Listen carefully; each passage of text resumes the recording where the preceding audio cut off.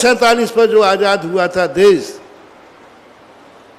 किस बुरी नीति से दिया गया, किस बुरे भाव से दिया गया। हमारे गांधी जी ने एक बात कही थी, हमें प्रातःकाल आजाद किया जाए। सूर्य की किरण निकलते ही अंग्रेजों के जोशाचार्यों ने कहा नहीं, इस देश को पुनः गुलाम बनाना है, अर्धरात्रि में आजादी दी जाए। क्योंकि वो शगुन ऐसा था, वो मुहूर्त ऐसा था, इतना निकृष्ट मुहूर्त पर हमें आजादी दी जिससे ये आपसी में लड़ लड़ करके बट करके ये टूट जाएंगे और पुनः हमें एक बार राज्य करने के लिए मुहूर्त निकाला गया था। रात के 12 बजे आज़ादी दी गई और हमने सुबह आज़ादी मांगी थी।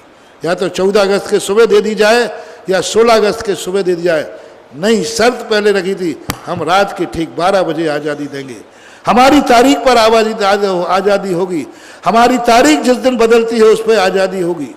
उन्होंने अपना शगुन करने के लिए दी, हमारा बुरे भाव से दी थी।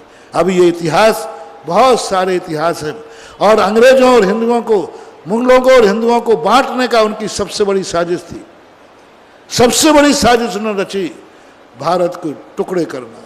वो मुहूर्त ही ऐसा था, वो समय ऐसा था कि उस समय आज़ादी देंगे, भारत बट जाएगा, टुकड़े हो जाएगा। और वही हुआ।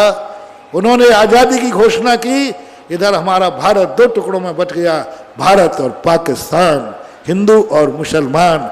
फिर क्या कत्लेआम हुआ, क्या नहीं हुआ, वो सब तुम्हारे लिए ज्ञान में है और उसका रहस्यमय मैं बताऊंगा।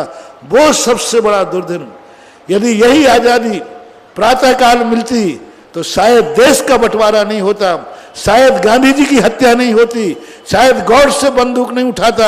आज गांधी जी पता नहीं क्या करके जाके जाते, लेकिन उस मुहूर्त का ये परिणाम था कि उस समय जो आज़ादी दी गई थी, वो आज़ादी में उपकारी को मारने का भाव था।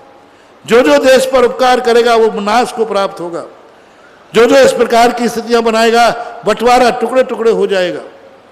वो सारी कुंडली का सन 1947 के 12 बजे जिस समय चाबी दी गई है, उस समय की सारी कुंडली का मैंने अध्ययन किया, सारी ज्योतिष का अध्ययन किया। बहुत निकृष्ट योग था, लेकिन अब वो तो जो होना था वो हो गया।